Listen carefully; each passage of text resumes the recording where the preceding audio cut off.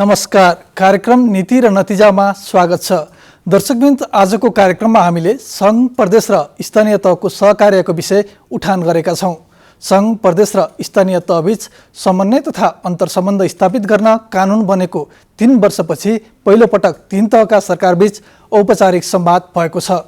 गत शनिबार पोखरामा बसेको राष्ट्रिय समन्वय परिषदको प्रथम बैठकले 3 तहका सरकारबीच समन्वय र सहकार्य गरेर अघि बढ्ने निर्णय गरेको छ। कार्यक्रम सुरु गरौँ पोखरामा सम्पन्न परिषदको पहिलो बैठकका विषयहरू समेटेर तयार पारिएको यो सामग्रीबाट। राष्ट्रिय समन्वय परिषदको पहिलो बैठक गत शनिबार गण्डकी प्रदेशको राजधानी पोखरामा सम्पन्न भएको छ। बैठकले परिषदको बैठक सञ्चालन सम्बन्धी कार्यविधि पारित गरेको छ। यस्तै संविधान र ऐन कार्यान्वयनमा देखिएका अस्पष्टता, दोहोरोपन र 3 तहका सरकारहरूबीच विकास आयोजनामा दोहोरोपन हटाई तादम्यता कायम गर्ने निर्णय गरिएको छ। यस्तै साझा सूचीमा रहेका अधिकार कार्यान्वयन सम्बन्धी कानुन निर्माणमा सहकार्य गर्ने र संघीयता कार्यान्वयनका लागि आवश्यक कानुन बनाउने तथा बनेका कानुनको कार्यान्वयन गर्ने निर्णयहरू बैठकबाट भएका छन्। बैठकले प्रधानमन्त्री तथा मन्त्री परिषदको कार्यालयको नेतृत्वमा कार्य विस्तृतीकरण परिमार्जन गरी 3 तहका सरकारबीचको साझा अधिकारका विषयमा 6 महिनाभित्र स्पष्टता ल्याउने निर्णय पनि गरेको छ। बैठकले सङ्घ, प्रदेश र स्थानीय तहबाट अनुदान वितरण दोहोरो नपर्ने गरी क्षेत्र तोक्न एक समिति गठन गर्ने निर्णय गरेको छ। 3 तहबाट जाने अनुदानको शीर्षक, प्रकृति र रकम अध्ययन गरी दोहोरो अनुदान बन्द गर्न समिति गठन गर्ने र त्यसमा प्रदेश तथा स्थानीय तहलाई समेत सहभागी गराउने निष्कर्ष निकालेको छ। त्यसैगरी एउटै प्रकृतिको कामका लागि सङ्घ र प्रदेशमा स्थापना भएका अलग अलग संरचना पनि अब हटाउने निर्णय भएको छ। के कस्ता संरचना राख्ने, कुन खारेज गर्ने भन्ने विषयमा 3 महिनाभित्र सिफारिस गर्न एक समिति गठन गरिनेछ। यस्तै बैठकले आयोजनाहरूमा देखिएका दोहोरोपना हटाउन पनि समिति गठन गर्ने, यस्तो समस्या अन्त्य गर्ने जिम्मेवारी राष्ट्रिय योजना आयोगलाई दिएको छ। साझा अधिकार सूचीका कानुन नबन्दा प्रदेश र स्थानीय तहले बजेट कार्यान्वयनमा समस्या परेको गुनासो सम्बोधन हुने गरी 1 भन्दा बढी तहको सरकारको साझा अधिकार सूचीका कानुन निर्माण गर्दा आपसमा सहकार्य गर्ने सहमति बैठकमा भएको छ। संघीयता कार्यान्वयनका लागि अत्यावश्यक कानुनको निर्माण र बनेका कानुनको प्रभावकारी कार्यान्वयनमा बैठकले जोड दिएको छ। त्यसमध्ये पनि संघीय निजामती सेवा ऐन र प्रहरी सम्बन्धी ऐन प्रतिनिधि सभाको यसै अधिवेशनबाट अगाडि बढाइने बताइयो। कर्मचारी व्यवस्थापन पनि मुख्य समस्याका रूपमा रहेको विषय प्रदेश र स्थानीय तहका प्रतिनिधिले बैठकमा उठाएपछि प्रदेशमा खटाइएका सचिवहरू र स्थानीय तहका प्रमुख प्रशासकीय अधिकृतहरूको सरुवामा मापदण्ड बनाएर समय निर्धारण गरिने भएको छ। स्थानीय तहमा प्रमुख प्रशासकीय अधिकृत कम्तीमा 2 वर्षका लागि सरुवा नगर्ने र प्रदेशमा खटिएका सचिव पनि 1 वर्ष सरुवा नगर्ने सहमति जुटेको छ। यस्तै सामाजिक सुरक्षा वितरण, राहत तथा उद्धारमा एकीकृत तथ्याङ्क नहुँदा असजिलो भएको भन्दै त्यसलाई सम्बोधन गर्न बैठकले 3 तहका सरकारका फरक तथ्याङ्क हुँदा समस्या भएकाले एकीकृत अभिलेख प्रणालीको विकास गर्ने निर्णय पनि गरेको छ। प्रथम राष्ट्रिय समन्वय परिषदको बैठकमा 3 तहको सरकारबीच संघीयता कार्यान्वयनको धेरै विषयमा एकमत देखिएकाले बैठकले संघीयता कार्यान्वयन र यसको सबलीकरणमा सहयोग पुग्ने अपेक्षा लिएको छ। सङ्घ, प्रदेश र स्थानीय तह समन्वय तथा अन्तर्सम्बन्ध ऐन 2077 को दफा 16 मा सङ्घ, प्रदेश र स्थानीय तहको समन्वय तथा अन्तर्सम्बन्ध व्यवस्थित गर्न प्रधानमन्त्रीको अध्यक्षतामा 21 सदस्यीय राष्ट्रिय समन्वय परिषद रहने व्यवस्था छ। प्रधानमन्त्री अध्यक्ष रहने परिषदको बैठकमा अर्थमन्त्री, कानुन, न्याय तथा संसदीय मामिला मन्त्री, गृहमन्त्री, प्रदेशका मुख्यमन्त्रीहरू, प्रतिनिधि सभाका विपक्षी दलका नेता वा प्रतिनिधि सभाका सदस्य रहने व्यवस्था छ। स्थानीय तहका जनप्रतिनिधिका तर्फबाट मनोनित प्रतिनिधि परिषदका सदस्य रहनेछन्। बैठकमा कोशी प्रदेशका मुख्यमन्त्री बाहेक अन्य सदस्यहरूको उपस्थिति रहेको थियो। समन्वय परिषद बैठक बस्नु अघि पोखरामै शुक्रबार प्रदेशका मुख्यमन्त्रीहरूको भेला आयोजना गरिएको थियो। गण्डकी प्रदेशका मुख्यमन्त्रीको समन्वयमा आयोजित भेलाले परिषद बैठकमा प्रदेशका तर्फबाट उठाइने विषयहरूमा सामूहिक धारणा तय गरेको थियो। प्रधानमन्त्री पुष्पकमल दाहालको अध्यक्षतामा बसेको राष्ट्रिय समन्वय परिषदको बैठकबाट संहिताको पूर्ण कार्यान्वयन र यसको सबलीकरणका लागि केही महत्त्वपूर्ण निर्णयहरू भएका छन्। 3 तहका सरकारबीच समन्वय गर्दै विकास योजनामा भएको दोहोरोपना हटाउने, साझा सूचीमा रहेका अधिकार सम्बन्धी कानुन बनाउन सहकार्य गरिने र जग्गा प्राप्ति सहज बनाउने लगायतका निर्णयहरू परिषदको बैठकबाट भएका छन्। राष्ट्रिय समन्वय परिषदको बैठक सञ्चालन सम्बन्धी कार्यविधि पारित गर्ने सम्बन्धमा निर्णय सङ्घ, प्रदेश र स्थानीय तह समन्वय तथा अन्तर सम्बन्ध ऐन 2077 को दफा 16 को उपदफा 7 बमोजिम राष्ट्रिय समन्वय परिषदको बैठकलाई व्यवस्थित र प्रभावकारी बनाउन राष्ट्रिय समन्वय परिषदको सचिवालयले तयार गरी पेश गरेको बैठक सञ्चालन सम्बन्धी कार्यविधिको मसौदा उप छलफल गरी संलग्न राष्ट्रिय समन्वय परिषदको बैठक सञ्चालन तथा व्यवस्थापन सम्बन्धी कार्यविधि 2080 पारित गर्ने यो एउटा निर्णयको मसौदा। प्रस्ताव नम्बर 2 कार्यान्वयनमा देखिएको अस्पष्टता र दोहोरोपन हटाउने सम्बन्धमा कार्य विस्तृतीकरण परिमार्जन गरी तिनै तहको अधिकारमा स्पष्टता ल्याउने उद्देश्यका साथ अब निर्णय चाहिँ प्रधानमन्त्री तथा मन्त्री परिषदको कार्यालयको नेतृत्वमा 6 महिनाभित्र कार्य विस्तृतीकरण परिमार्जन सम्पन्न गर्ने, यस प्रक्रियामा आवश्यकता अनुसार विज्ञको समेत सहयोग लिने, तिनै तहबाट जाने अनुदानको शीर्षक, रकम र प्रकृति अध्ययन गरी दोहोरो अनुदान बन्द गर्ने निर्णय, 3 तहबाट विभिन्न सङ्घ संस्था एवं एकै प्रकृतिका कार्यक्रमका लागि विनियोजन भएको अनुदानको अध्ययन गरी कुन शीर्षकमा के र कति रकमसम्म अनुदान कुन तहले प्रदान गर्ने भन्ने सम्बन्धमा 1 महिनाभित्र सुझाव तयार गरी नेपाल सरकारका मुख्य सचिव मार्फत राष्ट्रिय समन्वय परिषदको सचिवालयमा पेश गर्न राष्ट्रिय योजना आयोगका सचिवको संयोजकत्वमा त्यहाँ बमोजिमको समिति गठन गर्ने, प्राप्त सुझाव राष्ट्रिय समन्वय परिषदको बैठकमा पेश गर्ने, तिनै तहको अनुदान सम्बन्धमा सिफारिस समिति, सचिव राष्ट्रिय योजना आयोग संयोजक, सहसचिव राष्ट्रिय प्राकृतिक स्रोत तथा वित्त आयोग सदस्य, सहसचिव अर्थ मन्त्रालय सदस्य, प्रदेशका आर्थिक मामिला हेर्ने मन्त्रालयका सचिवहरू मध्येबाट 1 जना सदस्य, प्रादेशिक समन्वय तथा योजना महाशाखा प्रमुख, प्रधानमन्त्री तथा मन्त्री परिषदको कार्यालय सदस्य, सहसचिव राष्ट्रिय योजना आयोग सदस्य सचिव हुने गरी एउटै प्रकृतिको कामको लागि सङ्घ र प्रदेशमा स्थापना भएका अलग अलग संरचनाका सम्बन्धमा निर्णयको मसौदा। प्रधानमन्त्री तथा मन्त्री परिषदको कार्यालयका प्रादेशिक समन्वय हेर्ने सचिवको संयोजकत्वमा त्यहाँ बमोजिम सदस्यहरू रहेको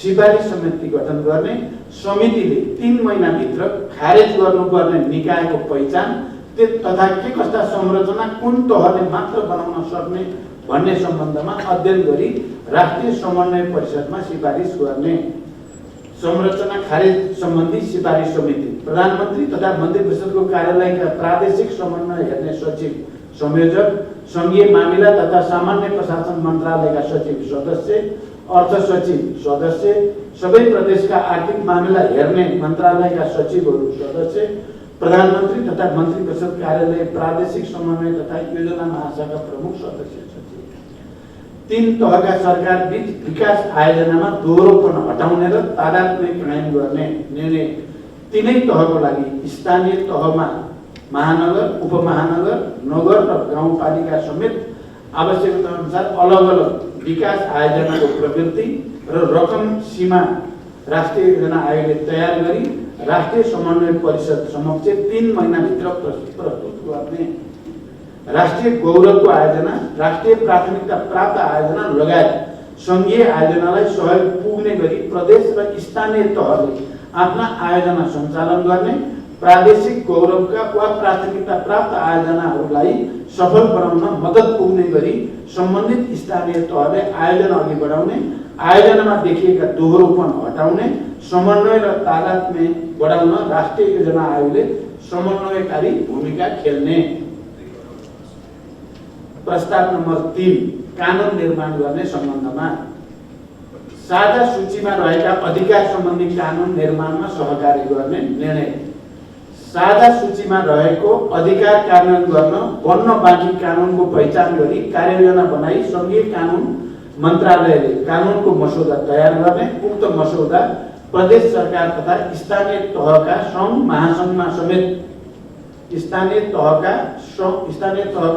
महासङ्घमा समेत पठाई सुझाव दिने प्रक्रियाको थालनी गर्ने। संहिता कार्यान्वयनका लागि अत्यावश्यक कानुनको निर्माण र बनेका कानुनको कार्यान्वयन गर्ने निर्णय। सङ्घीय निजामती सेवा ऐन लगायत तीनै तहको लागि अत्यावश्यक तर सङ्घीय संसदले बनाउनु पर्ने ऐनहरू सम्भव भएसम्म चालु अधिवेशनमा नै, सम्भव नभए संसदको आगामी अधिवेशनमा पेश गर्ने। अनि बनिसकेको ऐनको सबै तहले इमान्दारिताका साथ कार्यान्वयन गर्ने। प्रस्ताव नम्बर 4 जनशक्ति व्यवस्थापन र सेवा प्रवाह सम्बन्धमा निर्णय। प्रदेश र स्थानीय तहमा जनशक्तिको अभाव तथा कतिपय स्थानमा खटाइएका कर्मचारीलाई हाजिर गराई काममा लगाउन प्रदेश तथा स्थानीय तहले आनाकानी गर्दा अपेक्षा अनुसार सेवा प्रवाह हुन नसकेको विषयलाई मध्यनजर गरी विशेष अवस्थामा बाहेक 2 वर्ष नपुगी कुनै पनि स्थानीय तहको प्रमुख प्रशासकीय अधिकृतको सरुवा नगर्ने र कम्तीमा 1 वर्ष नपुगी प्रदेशमा खटिएर गएका कर्मचारीको सरुवा नगर्ने व्यवस्था मिलाउने। प्रदेश तथा स्थानीय तहमा दरबन्दी बमोजिम कर्मचारी खटाउन सङ्घीय सरकारले प्राथमिकता दिने। सङ्घीय सरकारले कानुन बमोजिम खटाएको कर्मचारीलाई प्रदेश र स्थानीय तहले अनिवार्य रूपमा हाजिर गराउने। हाजिर नगराउने प्रदेश तथा स्थानीय तहलाई सङ्घले उपलब्ध गराउने अनुदान रोक्का गर्ने। प्रचलित ऐन कानुनको सबै तहका सरकारले पूर्ण रूपमा पालना गर्ने। सङ्घीयताको मर्म अनुसार नागरिक मैत्री र गुणस्तरीय सेवा प्रवाह सुनिश्चित गर्न तीनै तहका सरकारले कार्ययोजना बनाई क्रमशः कार्यान्वयन गर्दै लैजाने। प्रस्ताव नम्बर 5 राष्ट्रिय तथ्याङ्कको एकीकृत अभिलेख प्रणाली विकास गर्ने सम्बन्धमा निर्णय। नेपालले प्राप्त गरेका समग्र उपलब्धिहरू भनेको सरकारका तीनै तहले सम्पादन गरेको कार्यको समष्टिगत उपलब्धि नै हुन्। यस्तो उपलब्धिको एकीकृत अभिलेख कसरी प्राप्त गर्ने, कस्तो संरचनात्मक व्यवस्था आवश्यक छ भन्ने सम्बन्धमा अध्ययन गरी 6 महिनाभित्र सिफारिस गर्न राष्ट्रिय तथ्याङ्क कार्यालयका प्रमुखको संयोजकत्वमा देहाय बमोजिम समिति गठन गर्ने। एकीकृत अभिलेख प्रणाली सिफारिस समिति राष्ट्रिय तथ्याङ्क कार्यालयका प्रमुख संयोजक, प्रधानमन्त्री तथा मन्त्री परिषद कार्यालयका नतिजा व्यवस्थापन महाशाखा प्रमुख सदस्य, सङ्घीय मामिला तथा सामान्य प्रशासन मन्त्रालयका सहसचिव सदस्य, महालेखा नियन्त्रक कार्यालयका सहसचिव सदस्य, सम्बन्धित विषय हेर्ने प्रदेश मन्त्रालयका सदस्य, राष्ट्रिय तथ्याङ्क कार्यालयका सहसचिव सदस्य सचिव। प्रस्ताव नम्बर 6 विविध जग्गा प्राप्ति सहजताको विषय सम्बन्धमा निर्णय। प्रदेश सरकार तथा स्थानीय तहले पूर्वाधार निर्माण गर्दा आवश्यक पर्ने जग्गा प्राप्ति सम्बन्धी प्रक्रिया सहजताका साथ टुङ्गिने गरी सम्बन्धित कानुनलाई परिमार्जन गर्ने। प्रधानमन्त्री पुष्पकमल दाहाल प्रचण्डले प्रदेश र स्थानीय तहलाई बलियो बनाउन सङ्घीय सरकारले आवश्यक काम गर्ने बताउनु भएको छ। संविधानले 3 तहका सरकारको कार्य अधिकारको सूची स्पष्ट गरेकाले 3 तहका सरकारको सहकार्यले मात्र जनताको अपेक्षा र देशले लिएको लक्ष्य पुर्याउने प्रधानमन्त्री प्रचण्डको भनाइ छ। हेरौँ यो सामग्री। यहाँ सुरु स्थानीय तहबाट विषय राख्ने क्रमबाट गरियो र स्थानीय तहको पनि नगरपालिकाको र गाउँपालिकाको महासङ्घको तर्फबाट महासङ्घकै अध्यक्षको हैसियतले विस्तारपूर्वक जे विषयहरू राखिएको छ, ग्राउन्डमा जमिनमा समस्या कुन प्रकृतिका छन् र केन्द्रले र प्रदेशले कहाँनिर बढी ध्यान केन्द्रित गर्नुपर्छ भन्ने कुराको बडो राम्रो चित्र यहाँ प्रस्तुत भयो स्थानीय तहबाट। म त्यो प्रस्तुतिको लागि र गाउँपालिकाको अध्यक्षता लिखितै रूपमा तयार पारेर दिनुभएको छ, त्यसको लागि म धन्यवाद भन्न चाहन्छु। प्रदेश र सङ्घलाई कहाँ केन्द्रित गरेर हामीले विषयहरूमा ध्यान दिनुपर्छ भन्ने आज चित्र राम्रो आएको छ। त्यसै गरी मुख्यमन्त्रीजीहरूले हिजोको बैठकमा छलफल गरेर प्रस्तुत गरेको 17 बुँदे समझदारी भनौँ सहमति र आज त्यसैमा टेकेर फेरि यहाँ सबैको अगाडि जसरी गम्भीरताको साथ ध्यान दिनुपर्ने विषय भनेर प्रस्तुत गर्नुभएको छ, त्यसले स्थानीय तहलाई पनि र श्रमलाई पनि विषय बुझ्न र कहाँनिर हामीले केन्द्रित हुनुपर्छ भन्ने कुरा बुझ्न ठुलो मद्दत गरेको मैले महसुस गरेको छु। सङ्घीय लोकतान्त्रिक गणतन्त्र समावेशी समानुपातिक प्रणालीबाट नै नेपाल राष्ट्रको एकतालाई पनि अझ सुदृढ गर्न सकिन्छ, राष्ट्रको स्वाधीनताको पनि रक्षा गर्न सकिन्छ र आर्थिक विकासलाई गति दिएर युग सुहाउँदो समृद्धितिर पनि हामी जान सकिन्छ भन्ने समुचित सुविचारित निष्कर्षबाट नै हामी यो सिस्टममा छौँ। अहिले सङ्घ प्रदेश र स्थानीय तहको सरकार अनि अधिकारको बाँडफाँड र उनीहरूको बिचमा समन्वय प्रणाली बारे समग्र अवधारणा सुविचारित ढङ्गले नै आएको हो। तर यो सिस्टम झन्डै 70 वर्षको नेपाली जनताको सङ्घर्ष परिपक्व भनिएका लोकतान्त्रिक दलहरू, प्रगतिशील दलहरू, वामपन्थीहरू सबै मिलेर समझदारीका साथ एउटा नयाँ कमिटमेन्टको साथ प्रतिबद्धताका साथ नै आएको यो सिस्टम हो, जसलाई या त चाहिँ चरम पुरातनपन्थी भनौँ या सामन्ती निरङ्कुशतावादी पनि भन्न सकिन्छ। त्यस्ता तत्त्वहरू या अहिले हावाहुरी ल्याएर बगाउन सकिन्छ कि यो सिस्टमलाई यति लामो सङ्घर्षबाट यति धेरै पार्टीहरू र बुद्धिजीवी नागरिक समाज सबैको योगदानबाट आएको सिस्टमलाई हुरी बतास ल्याएर पनि बढाएर दिन सकिन्छ कि भने जति गरी आउन जो खोजेको छ। हामीले सम्हाल्नु पर्ने जिम्मेवारी र हामीले पुरा गर्ने जिम्मेवारी इमान्दारिता साथ दृढताको साथ पुरा गरेनौँ भने यो देशको भाग्य भविष्य नै दुर्घटनामा पर्ने देखिँदैछ। हामी न यता न उता कहीँ न कहीँको हुन जाने र अन्तर्राष्ट्रिय राजनैतिक पोलराइजेसन नयाँ ढङ्गले अगाडि आएको छ। मलाई लाग्छ तपाईँ हामी सबैले कुनै न कुनै रूपमा त्यसलाई नजिकबाट हेरिराखेका छौँ र नेपालको भू राजनैतिक संवेदनशीलताको कारणले हामी अहिलेको राजनैतिक नेतृत्व, त्यो चाहे सत्तापक्ष हो चाहे प्रतिपक्ष, हामी सबै एउटै ढुङ्गामा चढेर यो सिस्टममा आइपुगेका हौँ। अरू कसैले आएर अहिले देखिएका राजनीतिक रङ्गमञ्चमा विभिन्न खाले जो देखिन खोज्छन् बेला बेलामा अरूबाट यो पार लाग्ने कहीँ कतै बिल्कुलै देखिएको छैन। त्यसकारण हामी नै अझ बढी गम्भीर हुनुपर्ने आवश्यकता छ। यहाँले पक्कै पनि सुन्नुभयो, अस्ति मैले बजेट विनियोजन विधेयक पारित गर्ने क्रममा लोकतन्त्रभित्र देखिएका समस्याको समाधान गर्ने हैसियत र क्षमता लोकतन्त्रमा मात्रै छ। त्यो हैसियत राख्छ भन्ने कुरा हामीले प्रमाणित गर्नु छ भनेर भनेको थिएँ। मलाई लाग्छ अर्थमन्त्रीजीले पनि पटक पटक सदनमा प्रस्तुत हुँदा हामीलाई समयको अभाव हो, अलिक नयाँ ढङ्गले जान त हामी चाहेका थियौँ बजेट निर्माणकै सन्दर्भमा पनि।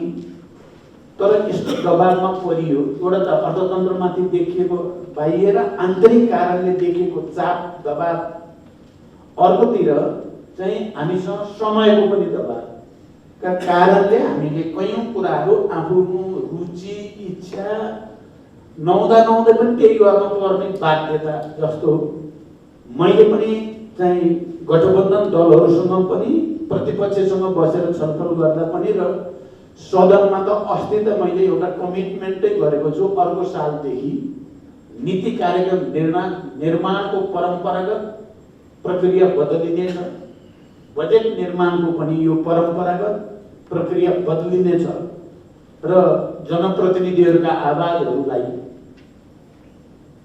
चाहिँ प्रभावकारी रूपले सम्बोधन गर्ने, त्यो तलदेखि माथिसम्मको र नीति कार्यक्रम निर्माणमा पनि बजेट निर्माणमा पनि प्रतिनिधिहरूको सामूहिक विवेकको प्रयोग गर्ने ठाउँ बनाइनेछ भनेर मैले कमिटमेन्ट नै गरेको छु। र हामी आफैले हेर्दै असफल भएको मोडललाई पछ्याइराख्न सकिँदैन र हुँदैन। हामीले लोकतन्त्र भित्रबाट नै राष्ट्र र जनताको पक्षमा अझ राम्रो हुने मोडेलको खोजी गर्नुपर्छ र त्यसलाई अगाडि ल्याउनै पर्छ। त्यो एउटा पार्टी विशेषले, एउटा व्यक्ति विशेष या नेता विशेषले गरेर हुने कुरा छैन। यो सँगै राष्ट्रको विवेकको प्रयोग गर्ने र सामूहिक विवेकको चाहिँ प्रतिफलको रूपमा त्यो नयाँ मोडेल विकासको पनि र चाहिँ शासनको पनि लिएर आउनुपर्छ भन्ने हामीले त्यो प्रतिबद्धता व्यक्त गरेका छौँ। र म राष्ट्रिय समन्वय परिषदको यो ऐतिहासिक र महत्त्वपूर्ण बैठकमा सबै परिषदका सदस्यहरूसँग यो बारेमा विचार गर्न र अर्को वर्षदेखि हामी नयाँ प्रक्रिया अझ उच्च, अझ राम्रो, अझ विकसित, अझ लोकतान्त्रिक जनप्रतिनिधिहरूको सबैको सामूहिक विवेकको प्रयोग गरेर हामी प्रणालीलाई सुधार गर्छौँ, विकसित गर्छौँ भन्ने सङ्कल्प गरौँ भनेर म अनुरोध गर्न चाहन्छु। अब हामीले सङ्घीय लोकतान्त्रिक गणतन्त्रको कुरा गर्दै गर्दा, समावेशी समानुपातिक प्रणालीको कुरा गर्दै गर्दा या 3 तहको सरकारको कुरा गर्दै गर्दा, सरकार भन्ने बित्तिकै त्यसमा सरकारमा हुनुपर्ने फन्डामेन्टल कुरा, आधारभूत कुरा त त्यसमा भएपछि न सरकार हुने भन्ने चाहिँ सरकार, तर उसकोमा सरकारमा हुनुपर्ने आधारभूत फ्याक्टरहरू, पक्षहरू नै भएन भने त्यो सरकार नाम मात्रको सरकार हुन्छ र त्यो प्रति जनताको अविश्वास पैदा हुनु, यो सरकारको के काम भन्ने प्रश्न उठ्नु स्वाभाविक हो।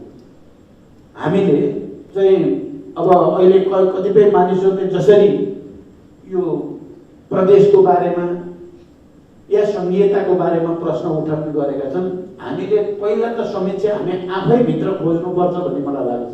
हामीले पहिला आफूभित्र नै हाम्रो कमजोरी कहाँ भइराखेको छ होइन। हाम्रो उखान छ नि, हलो अड्काउने अनि गोरु चुट्ने भने जस्तो त गर्नु भएन।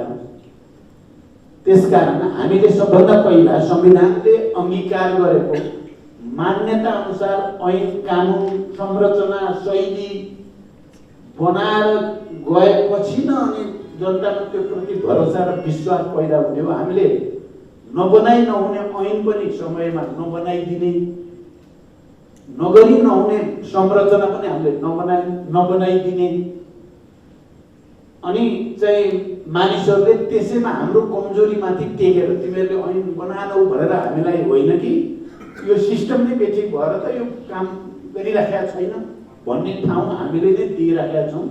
र हामीले एउटा सङ्कल्प यो परिषदको बैठकबाट के गर्नु पर्यो, अब हामी त्यस्तो अवसर विपक्षीहरूलाई दिने छैनौँ। विपक्षी भनेर मैले सत्ता पक्ष र प्रतिपक्ष भनेको होइन, विचारको प्रतिपक्ष भनौँ न, मूल्य मान्यता लोकतन्त्र विरोधी प्रतिपक्षलाई त्यो अवसर दिने छैनौँ भनेर हामीले सङ्कल्प गर्नुपर्छ। त्यसको निम्ति चाहिँ हामीले बनाउनु पर्ने ऐन कानुनहरू, बदल्नु पर्ने संरचनाहरू, बदल्नु पर्ने शैलीहरू र मुख्य रूपमा सोच, हामीले आफ्नो सोचलाई नै सबभन्दा पहिला सङ्घीय लोकतान्त्रिक गणतन्त्रवादी बनाउनु पर्ने हुन्छ। हामीले एकीकृत र केन्द्रीकृत हिजोको प्रणालीको सोचबाट आफूलाई पहिला मुक्त नगरिकन र यो नयाँ प्रणालीलाई आत्मसात नगरिकन त हामीले धेरै चिज गर्नै सकिँदैन। राष्ट्रिय समन्वय परिषदको प्रथम बैठकका यी महत्त्वपूर्ण निर्णय र प्रधानमन्त्रीको प्रतिबद्धता हाम्रो कार्यक्रमको अन्तर्वस्तु मात्र बन्ने छैनन्। आशा गरौँ यी निर्णयहरूको व्यावहारिक कार्यान्वयन हुनेछन्। संहिताको सबलीकरणमा यो बैठक कोसेढुङ्गा साबित हुनेछ। कार्यक्रमबारे कुनै सल्लाह सुझाव भए स्क्रिनमा देखाइएको इमेल ठेगानामा पत्राचार गर्न सक्नुहुनेछ। आजलाई भने सबै सहकर्मी साथीसँगै म राजेन्द्र पोखरेल बिदा हुन्छु। नमस्कार।